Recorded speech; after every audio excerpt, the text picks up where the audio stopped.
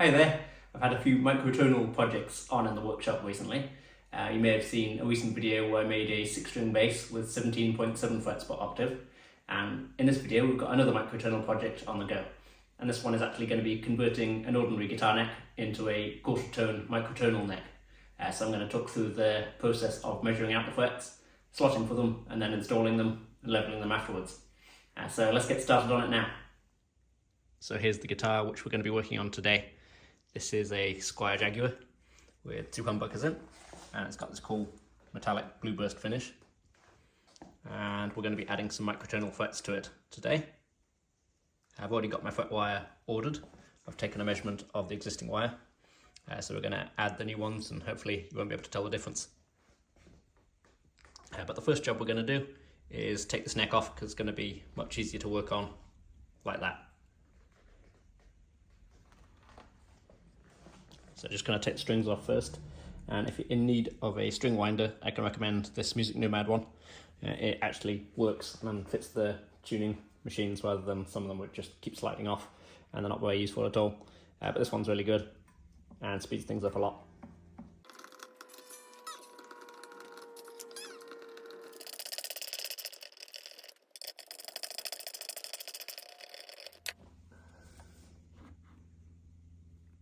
So the neck is now off, and I've penciled in the approximate locations of where the new frets are going to go. We're going to have 11 in total on this one. So the first one's going to be in between 1 and 2, and the next one in between 3 and 4, for example. So to get the exact locations of these, you'll need to use a fret calculator. I'll put a caption below of the one I used. And when you're entering in the values, you would enter this one in as 1.5, for example, and this one would be 3.5. And that will give you the exact locations. And that's what I've got here. I've written down all of these for our frets, where they're going to go. You could also use Fret Find, which is another online fret calculator. But it's better to use a calculator rather than just trying to divide the frets. So to get the 1.5, we could just divide that. That's not going to be as accurate and might be a little bit out. So it's better to use an online calculator. That'll give you the exact location. And it's also better to take all your measurements from the nut rather than from existing frets, just in case there's any error in them already. So our next step now will be to transfer these measurements onto the neck and pencil them in. So to ensure there's no movement in our measurements and everything is based from the same point, I've actually taped down this steel ruler to the neck to make sure all our measurements are consistent. And you can see the end of it here is buttered up against the nut face there. So that's going to make sure we're measuring from the right point each time.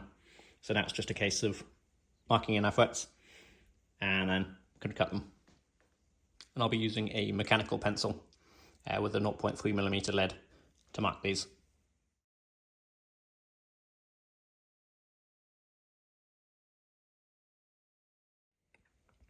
So I now have all the locations drawn in, and I'm just going over them with a knife to kind of start off the slot before sawing them. And that's going to help keep the saw where it's supposed to be rather than it wandering.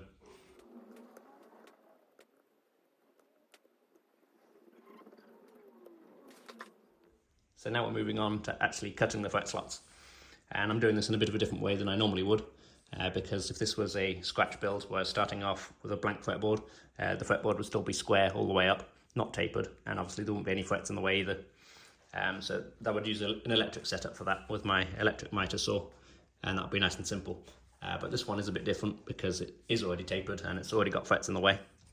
So I'm using this sort of setup, which is a radius block with a magnet inlaid into the end. And this is going to keep the saw not only straight this way, it's going to make sure I don't wander, it's also going to keep it square as well, so stop it tilting either way. So we're going to use the radius block, we're going to make sure it's straight across the slot before, and do a kind of a trial run with the saw, make sure it's completely in the slot all the way along. And then we're going to clamp this with a big clamp, which I'll show you in a minute. And then we're going to cut the slots. You can see this is a 12-inch radius block. This neck is actually a 9.5-inch radius, but it doesn't really matter because the radius block doesn't have to fit that precisely for this job. My 9.5 radius block is much taller, so it wouldn't have worked for this purpose, whereas this one is quite shallow, so it works well for our guide. So I'm just going to position this block now. I've got a large clamp here, which is going to hold it in place.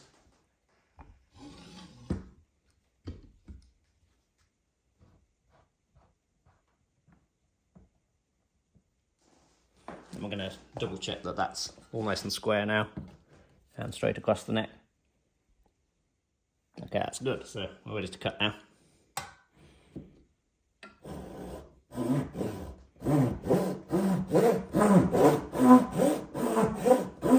And we don't want to go too deep at this stage because we're going to come back with the depth stop added, but we want to establish the slot so it's nice and square first.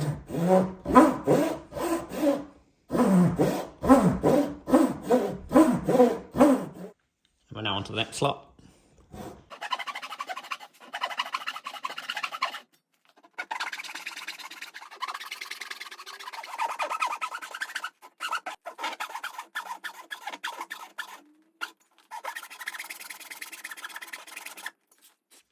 And now this is our final one.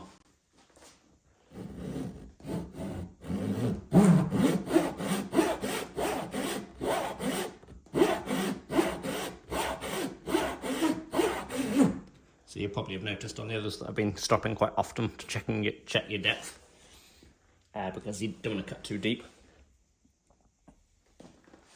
So it's just a case of keeping on checking how you're doing and ensuring everything's square and looking good, and constantly making any small adjustments that you may need to make. Now we're going to go over these slots again, except this time with the depth stop on the saw, just to ensure that the slot follows the radius and that it's all to the right depth, so we don't have any problems when we come to put our frets in. I didn't have this depth stop attached in the first place when we were using the radius block, because it was going to get in the way. These little attachment bolts would have got in the way of the block and stopped it working. So I'm just going to go over it again, and because the slot's already established and already square, it's going to keep the saw centered. And there's not much to take it down anyway. Some of them I probably am almost at full depth already. And you can see I've got this piece of masking tape, and that's to stop this guide here marking the fretboard. You can see that's what it would do to the fretboard, this line there. It would do that to the fretboard. You'd have a kind of scuff, which you'd have to then buff out. So it's better just to put a piece of masking tape down. So I'm just following the radius and then getting to the point where that depth stop is making contact all the way along. As you can see, it was doing then.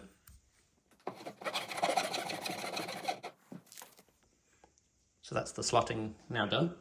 It didn't take too long, but I did take my time over it to make sure that everything was accurate as it could be.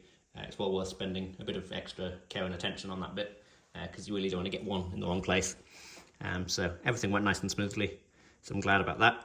And now we're going to chamfer the slots on the top. So I've got a triangular needle file here, and I just want to kind of break the top of the surface there. So the slot at the moment will be like that, and I want it to be a bit more like that at the top, just at the very top there, because that's going to make the fret seat that little bit better, and it's also going to allow it to be refret a lot easier if it ever comes to that in the future, because it will stop the chip out from the edges of the slot, to some extent anyway. So it's just a simple case of doing that. You don't want to go too much, otherwise you'll make the fret sit too loose. You just want to open up the top a bit. So we're going to be pressing these frets in. You can see I've already done a couple. I was just getting a feel of the tang size. I've actually had to reduce it a little bit. So I've had to file some off the tangs to get these to seat properly. They're a little bit too tight otherwise. But I've just filed this one and we're ready to press it in. I've got a few layers of towel on the drill press table to stop any damage to the neck. We're going to see how this goes. If it's any small gaps afterwards, we'll end up tapping it down with the hammer afterwards. That's how I normally end up fretting, with a bit of combination of the press and the hammer. I'll give it a press down now.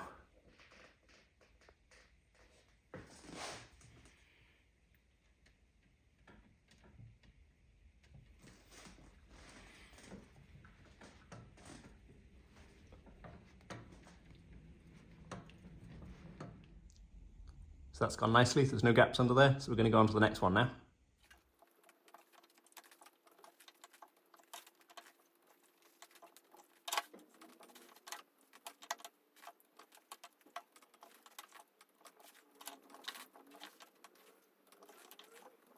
So all the frets are now in and they're nicely seated. I can't get this feeler gauge, which is the finest one, which is 0.02 of an inch or 0.05 millimeters.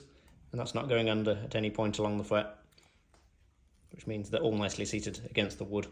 And there's no glue in here yet, so I've not filled a gap with glue or something like I've seen some people do. So these are just nicely seated against the wood. Next we're going to add a tiny bit of glue through the tops, through the fret slots, and this will help fill the fret slot and seal off the bottom of the slot as well. So before trimming the frets off, it's a good time to add the glue now, because these will actually help get the glue down into the right place. So I can actually add the glue to the metal of the fret rather than the fret slot. And the idea is I want this slot on the edge here to fill up a little bit, and also underneath the fret as well, but not necessarily on the surface of the fretboard, because we don't need it there, because all our frets are against the wood.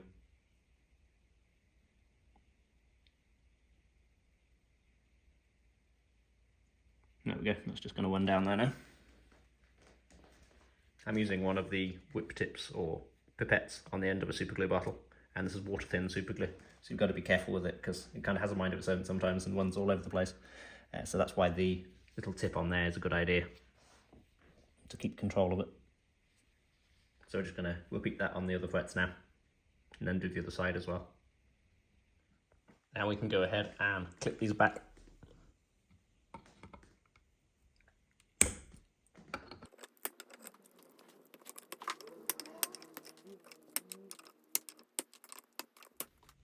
So I've added a layer of masking tape down the side of the neck, and now I'm going to file these new frets flush with the edge of the fretboard.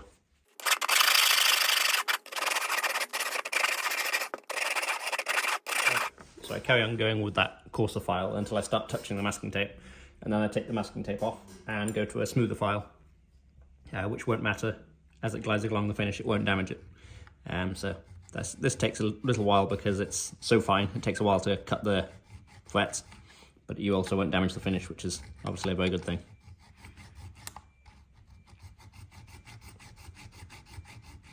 So we're just getting the last tiny bit with this. With the big files, done most of the work already.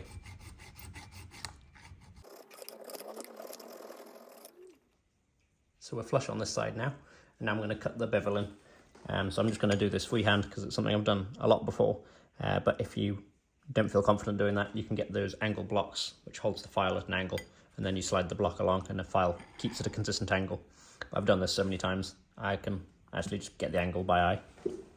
And it's actually going to work out better like that because I can blend it into the existing angle which is already on the edges.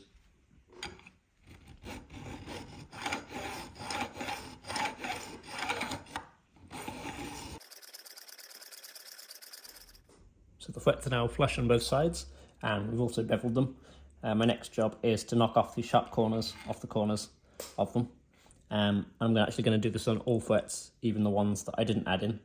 Because there's room for improvement on these too, they're a little bit sharp. So this is just a case of guiding the file along the edge of the fret like this and rolling down towards the end. So a few strokes like that on either side should be all it needs.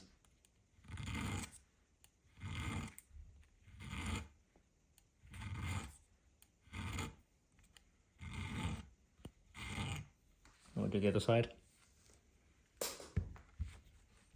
You can see I've got a couple of pieces of masking tape either side. Even though this file does have a safe edge, it could still leave a mark on rosewood if you press on. So if you put a single layer of masking tape, that's not enough to get in the way, but is enough to protect that tiny bit of damage you may get from pressing the file on. So that's the refret now pretty much done. We're going to move on to levelling the frets now. So you can see up this end I've knocked out the nut already. That would have got in the way when we come to level the frets. I've actually also taken off the tuners as well, because that's for the same reason. This one here especially could get in the way of the levelling beam, and these ones too, so as I was doing those I did the whole thing just to make sure none of them are going to get in the way at all. But I'm really happy with how the refret's gone on this one. It's all looking good. So next, we'll move on to the levelling. So I've just laid some masking tape down to protect the fretboard, and now I'm colouring in the tops of the frets with a Sharpie, and this is going to indicate when we start levelling them which ones are high and which ones are low.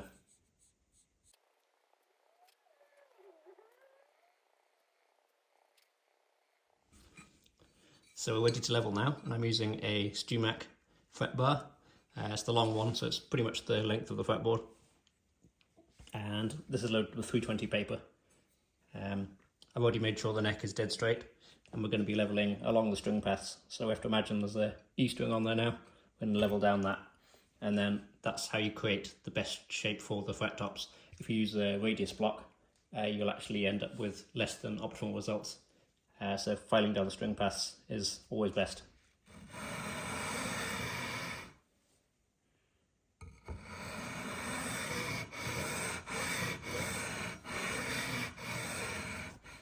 I'm also going to work the frets down this end a little bit more than up there. In an ideal world, the frets would be in a graduated height all the way down, getting lower as it goes down the neck, only tiny increments, but that would be the optimal setup. So you want to have really a sort of fall away on these higher frets compared to the ones up here. So I just do that by working this area just a little bit more, and then you can actually ramp up the fall away by putting a little bit of masking tape up here and riding against that. I don't normally bother with that, but some people do. But that's one method of getting that fall away in there. And the fall away allows string bends to be a little bit more clear and slightly better action high up the fretboard.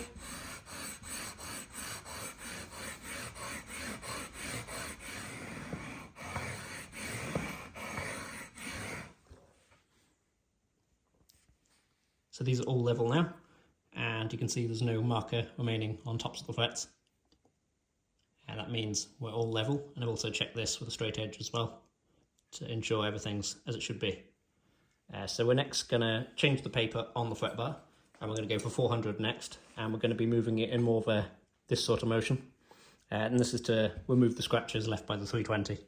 And we're going to do that again with 600 afterwards, and then we're going to crown these and then polish them up. So with the 400, we're not only going to be removing scratches from the 320, we're also going to be blending those string paths we just created, because we were going kind of in a straight line down this, and you can actually end up, being a disparity between the two. So we need to go like that, and that will blend them all in. And you can see the scratches that's creating. They're swirly rather than straight now.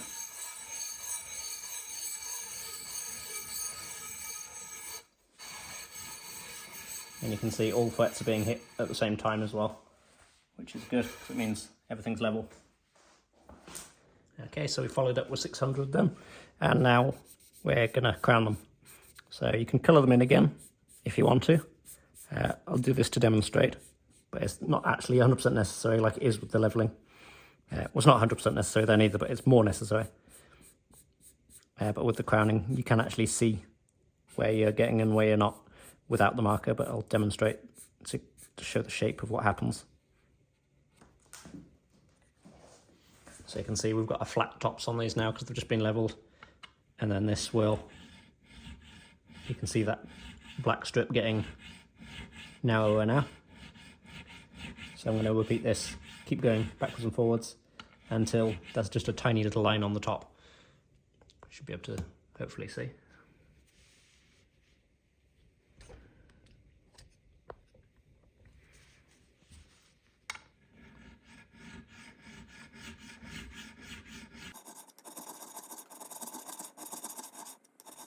So you can see the black line is extremely fine now.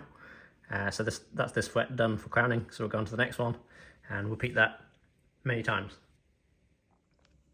Here's a look at the ones I've done here. You can see it's just a thin stripe on the top.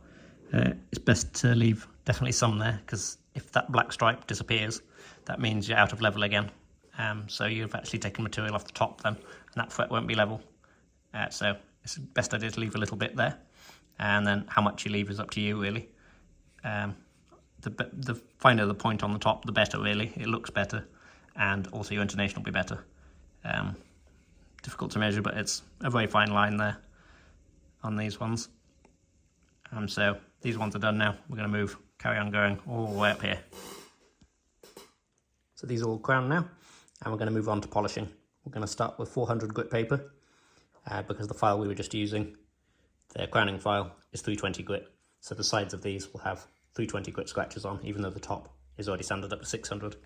But we're going to do the whole fret with 400, just to make sure we get all of the little scratches out. The first grit takes a little while, and then the following grits go much quicker. So we're starting off with 400, and as I said, the first grit takes the longest, because you're making sure you've got a perfect surface at that point and removing any scratches. so the whole thing looks uniform.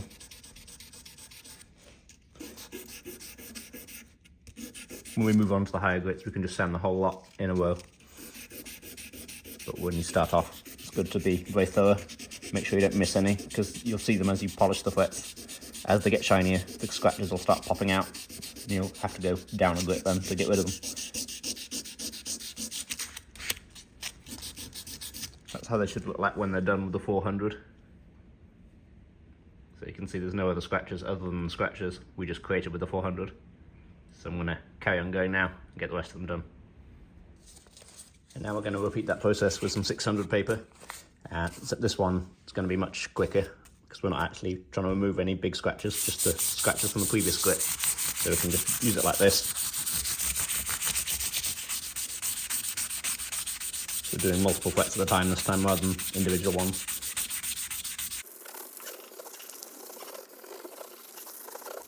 Next, I like to use a sanding sponge, which is good for getting around all the corners and giving a nice even kind of shine.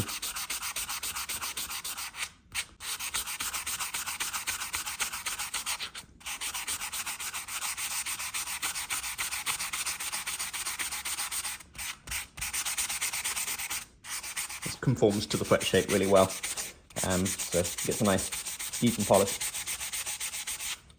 I've got another grit of this one as well to do, of the sponge, so I'll follow up with that, and then we can hit it with the steel wool and then polishing compound at the end.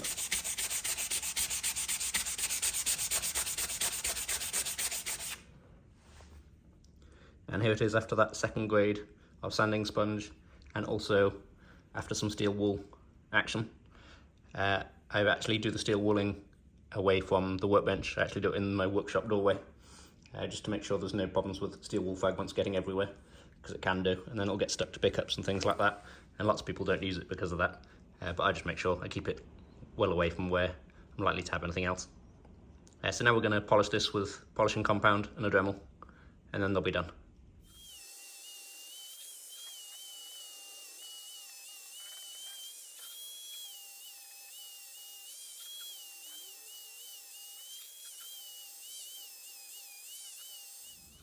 Now we clean the polishing compound off with this, which is actually a silver cloth.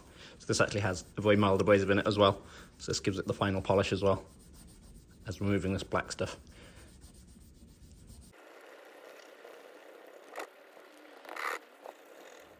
And here it is with the masking tape removed. And I've just oiled the fretboard as well. And obviously the frets are nice and shiny now too. So I've just got to put the nut back in, put the tuners on, and then put together, and I'll attempt to play something on it.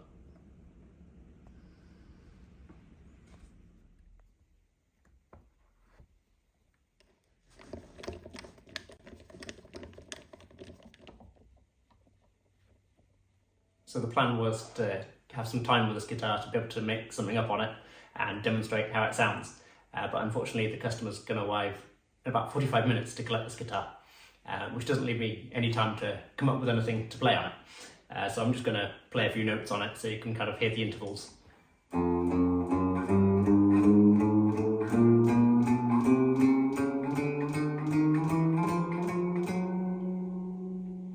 So if you stick with the kind of quartertone notes and don't introduce any semitones or full notes, they don't sound too bad, but when you start introducing other notes, it sounds really off. So obviously you'll have to learn a way of incorporating them into the music you play, which is something I've not done yet.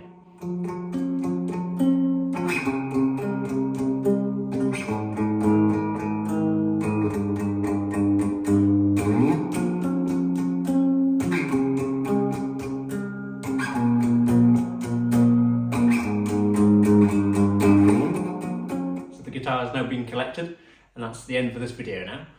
Thank you very much for watching. I hope it's been interesting. If you have enjoyed the video, please don't forget to leave me a like, because they really help me out. And if you'd like to see more content like this, please don't forget to subscribe. Thanks again for watching, and I'll see you on the next one.